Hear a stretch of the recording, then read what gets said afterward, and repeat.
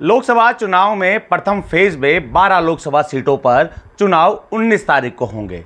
अलग अलग आंकलन किए जा रहे हैं। इन आंकलों का समीकरण क्या है रहेगा, इस पर बातचीत करने के लिए मेरे साथ वरिष्ठ पत्रकार हेमंत गोयल जी हैं। इनसे जान लेते हैं। सर, आंकलन करें अगर 12 सीटों का, सबसे पहले हम जयपुर शहर की अगर बात करें तो क्या आंकलन कहता है आपका? देखिए, जयपुर शहर में तो मैं आंकलन क्या करूं, खुद जो कांग्रेस के प्रत्याशी हैं प्रताप सिंह जी, वो खुद ही ये कह चुके मैं टिकट मांग नहीं रहा था और यहाँ पर बीजेपी की स्थिति मजबूत है। और वैसे भी देखें तो जिस तरह की कांग्रेस में खेमेबंदी जयपुर में है, खुद महेश जोशी जी उनके साथ नहीं है, कांग्रेस के दोनों विधायक प्रताप जी के साथ नहीं है, मुनेश गुर्जर जो मेयर है वो उनके साथ नहीं है, तो जयपुर में तो कांग्रेस की हालत बिल्कुल पतली है। और प्रताप जी ने जिस तरह का बयान दिया टिकट मिलने के तुरंत बाद, उससे तो कार्यकर्ताओं को मनोबल भी टूट गया। और जिस तरह से पहले सुनील शर्मा को टिकट दिया, टिकट वापस लिया कांग्रेस ने, इससे ब्राह्मण वर्ग पूरी तरह से नाराज हो गया। जो कुछ वोट मिल सकते थे ब्राह्मण वर्ग के कांग्रेस को, वो भी अब मिलना की कोई संभावना नहीं है। और मंजू शर्मा जिस तरह से आरएसएस लॉबी से आती हैं, पूरा संघ की टीम उनके लिए घर घर वोट मांगने जा रही है। और जिस तरह से अभी अमित शाह आए, उन्होंने रैली की, तमाम बातें इस तरह की हैं। अनुभव तो कहना नहीं प्रताप सिंह के पास ज़्यादा है। प्रश्न अनुभव का नहीं है, प्रश्न ये कि हवा किसके साथ है। अभी वो विधायक का चुनाव हारे हैं, जब वो विधायक का चुनाव नहीं जीत पाए तो कैसे वो सांसद का चुनाव जीत पाएंगे। अनुभव है, निश्चित रूप से अनुभव है, बहुत बड़ा अनुभव है। बहुत बड़े कद्दावर मंत्री वो अशोक गहलोत के साथ रहे हैं, लेकिन अभी तमाम समीकरण कांग्रेस के पक्ष में बिल्कुल भी नजर नहीं आ रहे हैं जयपुर शहर में। जयपुर ग्रामीण की अगर बात करें, युवा चेहरे को कांग्रेस ने मैदान में उतारा। अनिल चोपड़ा को, जो राजस्थान यूनिवर्सिटी की राजनीति से बाहर निकले हैं, इनके सामने राव राजेंद्र हैं। क्या समीकरण मांगते हैं, क्योंकि युवा वोटर्स की संख्या जयपुर ग्रामीण में बहुत ज़्यादा है? देखिए, जयपुर ग्रामीण में जो अनिल चोपड़ा को टिकट मिली है वो सचिन पायलट कैंप से माने जाते हैं, लेकिन अब उनके सामने जो राव राजेंद्र सिंह है, बहुत मजे हुए खिलाड़ी हैं, स्वच्छ छवि के धनी हैं, आर्थिक मामलों के विशेषज्ञ माने जाते हैं, संघ की पसंद माने जाते हैं। और जिस तरह से लालचंद कटारिया जो अशोक गहलोत मंत्रिमंडल के सदस्य रहे, राजेंद्र यादव, वो सब दोनों चूंकि कांग्रेस ज्वाइन कर गए, तो उन दोनों की बीजेपी ज्वाइन कर गए, दोनों की बीजेपी ज्वाइन करने का भी बहुत बड़ा लाभ बीजेपी प्रत्याशी को मिलेगा। और मुझे नहीं लगता, क्योंकि पिछले चुनावों में भी कृष्णा पूनिया करीब 4-4.5 लाख मतों से हारी थी, राजवर्धन सिंह राठौड़ ने उनको हराया था। तो अब कैसे हम कहें कि जयपुर ग्रामीण में भी कांग्रेस प्रत्याशी मजबूत है, मुझे तो बिल्कुल नहीं लगता। लेकिन अलवर में तो भूपेंद्र यादव का विरोध हो रहा है, क्योंकि बाहरी उम्मीदवार को उतारा है। देखिए, बिल्कुल सही कह रहे हैं आप कि वो बाहरी प्रत्याशी हैं, लेकिन वो भारी प्रत्याशी भी हैं। मतलब मान लीजिए वो अलवर के रहने वाले नहीं है, लेकिन यादव है, यादव बड़ा फेस है, केंद्र में मंत्री हैं, राजस्थान की राजनीति की बहुत गहरी उनको पकड़ है और अच्छे रणनीतिकार हैं बीजेपी के। अब चूंकि उनके सामने जो कांग्रेस ने प्रत्याशी उतारे ललित यादव, उनके सामने उनका कद बहुत छोटा मैं मान के चलता हूं। और चूंकि डॉक्टर करण सिंह यादव जो कांग्रेस के बड़े अच्छे मजे हुए वहाँ के नेता थे, वो नाराज होकर और बीजेपी ज्वाइन कर जाते हैं और इस तरह का आरोप लगाते हैं कि जो भंवर जितेंद्र सिंह हैं वो पूरी राजनीति को, कांग्रेस की राजनीति को सेंट्रलाइज की हुई है। उन्होंने कहा कि सारी कांग्रेस की राजनीति फूलबाग से चल रही है। तो जिस तरह से तमाम समीकरण कांग्रेस के पक्ष में कुछ बन सकते थे, लेकिन चला के कांग्रेस ने उन समीकरणों को बिगाड़ दिया। अगर बात करें पहले फेज की, 12 लोकसभा सीट हैं, कांग्रेस का किस सीट पर दबदबा मानते हैं आप? देखिए, मैं प्रथम चरण में 12 सीटों में दौसा पर ऐसा मान के चलता हूं कि शायद कांग्रेस के मुरारी लाल मीणा बीजेपी को टक्कर दे रहे हैं। वो इसलिए भी दे रहे हैं कि पिछले चुनावों में भी कांग्रेस प्रत्याशी मुरारी लाल मीणा की पत्नी यहां से चुनाव हारी, तो वो ये कोशिश कर रहे हैं कि वो एक सहानुभूति लहर उनको मिल जाए। दूसरा, मुरारी लाल मीणा सचिन पायलट कैंप से आते हैं, मानेसर कांड में उनके साथ रहे हैं, उनके चहेते हैं, तो सचिन पायलट की प्रतिष्ठा यहाँ पर दांव पर लगी हुई है। और चूंकि दोनों ही पार्टी के प्रत्याशी मीणा है, तो जो मुस्लिम वोट है, अल्पसंख्यक वोट है, गुर्जर वोट है, वो वोट कांग्रेस प्रत्याशी लेने की फिराक में है। अब डॉक्टर किरोड़ीलाल मीणा की भी यहाँ पर प्रतिष्ठा दांव पर लगी है। और चूंकि जसकौर मीणा भी अपनी बेटी को टिकट मांग रही थी, डॉक्टर किरोड़ीलाल अपने भाई को टिकट मांग रहे थे।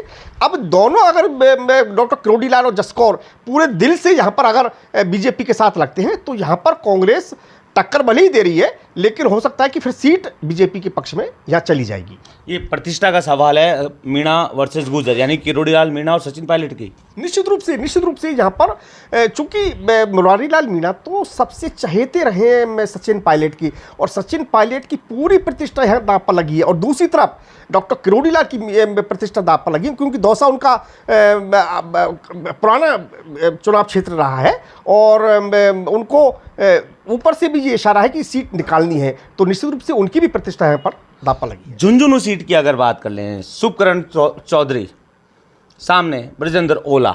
शुभकरण चौधरी का खुद राजेंद्र गुड्डा भी विरोध करने में लगे थे, भ्रष्टाचार के आरोप लगाए, रैलियां निकाली, तो कहीं ना कहीं शुभकरण चौधरी की स्थिति डामाडोल होती हुई नजर आ रही है। आपका समीकरण क्या कहता है? देखिए, ये तो अपन मान सकते हैं कि ब्रजेंद्र ओला, चूंकि वो भी अशोक गहलोत सरकार में मंत्री रहे और वो भी सचिन पायलट कैंप से है, मानेसर कांड के साथ ही वो भी रहे हैं, तो ये टिकट भी सचिन पायलट की है, और निश्चित रूप से शुभकरण चौधरी का कद, राजनीतिक कद ब्रजेंद्र ओला के सामने कमज़ोर तो है। लेकिन अब आप उस दिन को भी याद करिए जब ब्रजेंद्र ओला ने भी ये कहा था कि मैंने टिकट नहीं मांगा, मुझे ज़बरदस्ती आलाकमान ने टिकट दे दिया।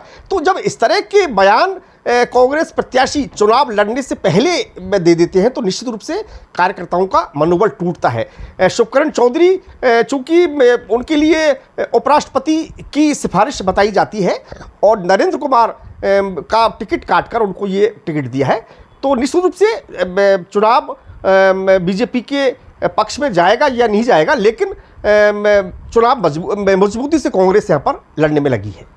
भरतपुर सीट पर हालांकि यहाँ पर मुख्यमंत्री भजनलाल शर्मा की प्रतिष्ठा का सवाल खड़ा हो गया, क्योंकि उनका गृह क्षेत्र है, लेकिन विरोध इसलिए भी लाजमी हो रहा है क्योंकि आरक्षण का मुद्दा यहाँ लगातार गर्माता जा रहा है, तो कहीं ना कहीं कांग्रेस का पलड़ा यहाँ भी भारी दिख रहा है। आपका आंकलन क्या कहता है? देखिए बसंत जी, आप कहेंगे कि मैं तमाम सीटों पर बीजेपी को मजबूत बता रहा हूं, लेकिन मेरी मजबूरी है। अब भरतपुर में आप देखिए, भरतपुर चूंकि यहाँ पर मुख्यमंत्री का गृह जिला है, उनकी प्रतिष्ठा यहाँ दांव पर लगी है, लेकिन हम देखें तो कांग्रेस की टिकट सचिन पायलट की टिकट है, उन कैंप से वो आती हैं संजना जाटव, और वहाँ पर उन्होंने भी अपनी बड़ी अपील की है यहाँ पर प्रत्याशी को जिताने की। लेकिन यहाँ दो बड़े मुद्दे हैं, एक तो ERCP योजना। अब आप मान के चलिए कि भरतपुर जिले के क्षेत्र में आधा जो क्षेत्र है वहाँ पर खारा पानी है, और ERCP योजना यहाँ के लोगों के लिए अमृत समान है, तो वो योजना चूँकि बीजेपी ने सैंक्शन कर दी, कांग्रेस के 5 साल के कार्यकाल में वो लटकी रही।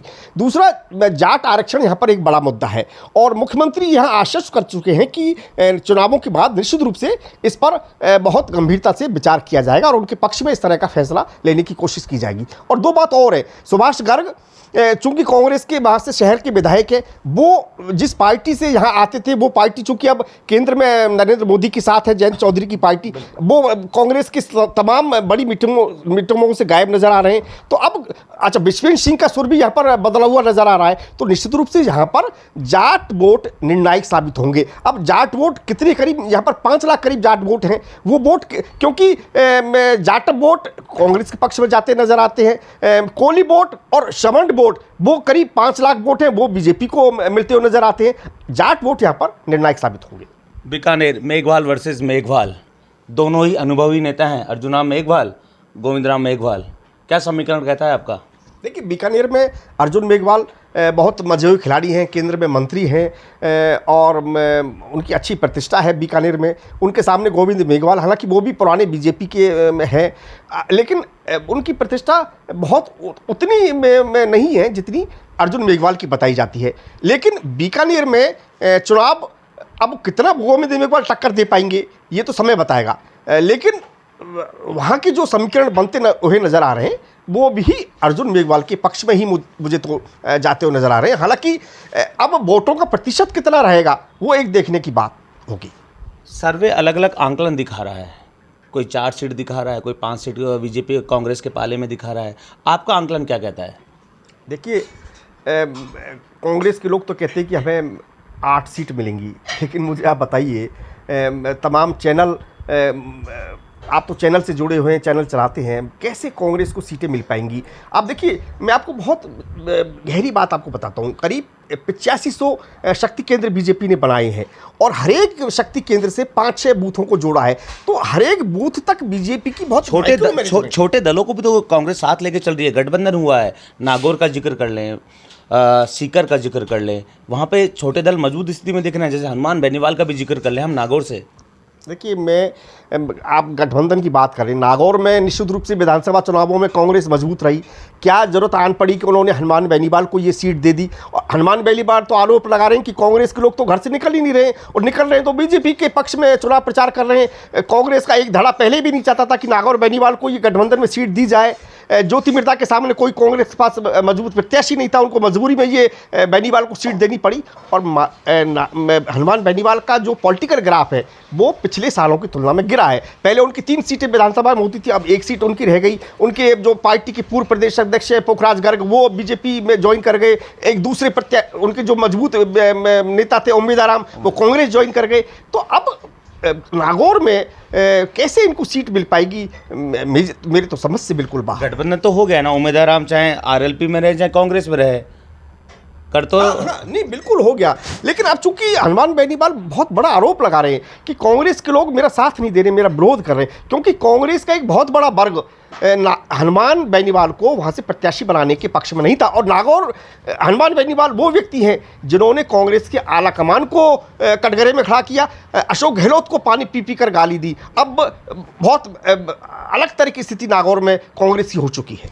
चूरू का जिक्र कर लेते हैं। राहुल कस्बा का नाम चर्चाओं में था, कार्यकर्ताओं से चर्चा उन्होंने करी, टिकट कटा और बगावत शुरू हो गई, कांग्रेस का दामन थाम लिया।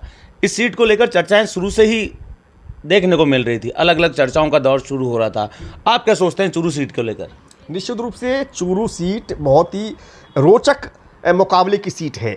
और सबसे बड़ी बात यह है कि चूरू सीट पर राजेंद्र राठौड़ की व्यक्तिगत प्रतिष्ठा दांव पर लगी है, क्योंकि राहुल कस्बा, यहाँ तो कह रहे हैं कि यहाँ पर मुकाबला राहुल कस्बा वर्सेस राजेंद्र राठौड़ के बीच में है। बिल्कुल बिल्कुल यही चर्चा है कि यहाँ पर कांग्रेस बीजेपी के बीच चुनाव नहीं है, यहाँ पर राजेंद्र राठौड़ बनाम राहुल कस्बा के बीच चुनाव लड़ा जा रहा है। और वो तो राहुल कस्बा तो कई बार व्यंग करते हैं कि अब काका क्या करेंगे, अब काका क्या करेंगे, क्योंकि देखिए राहुल कस्बा की फैमिली 6 बार यहाँ से सांसद रही है, बीजेपी ने उनको इतना सब कुछ दिया। लेकिन अब कांग्रेस यहाँ भी असमंजस की स्थिति में कि क्या कांग्रेस के पास खुद का कोई मजबूत प्रत्याशी यहाँ नहीं था, क्या राहुल कस्बा को खड़ा किया। और जो बीजेपी ने प्रत्याशी खड़ा किया है ना, वो भी जाट है, और वो ऐसा जाट है जो जिसका नाम पूरे देश में और दुनिया में है। और चूंकि एक गरीब परिवार से वो आता रहा है, साधारण परिवार से, चूंकि देवेंद्र झांझड़िया रहे हैं, ओलंपिक खिलाड़ी रहे हैं,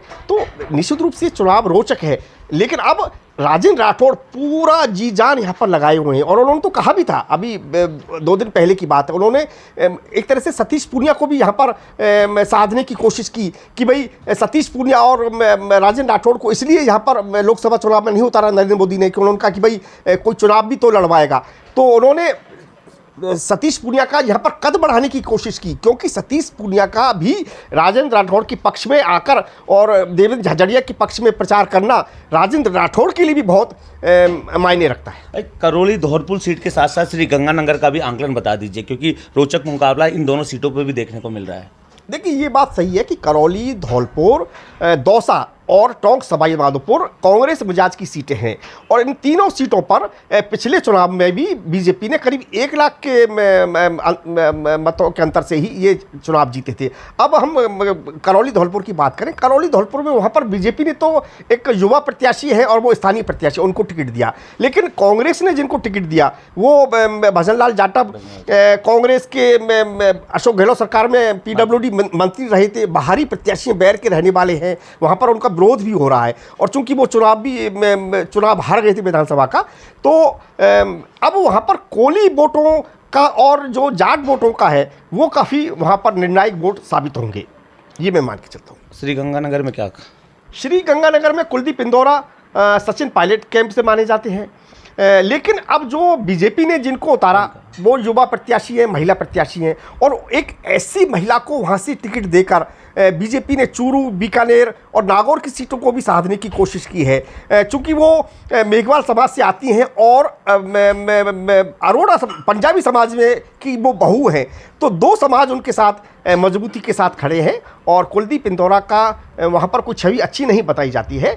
प्रियंका बालान चूँकि सीपी जोशी के साथ वो युवा मोर्चे में रह चुकी हैं, पहले भी उनको टिकट बीजेपी ने दिया, लेकिन चूँकि उनकी उम्र कम थी और वो काफ़ी एक्टिव वहाँ पर उन्होंने अपना काम किया है, तो मुझे लगता है कि वहाँ पर भी हम कहें तो बीजेपी मजबूत स्थिति में तो दिख रही है। एक आंकलन वरिष्ठ पत्रकार के तौर पर आपका 25 में से कांग्रेस कितनी सीट ले जा सकती है इस बार? क्या तिगड़ी या हैट्रिक बीजेपी मार सकती है?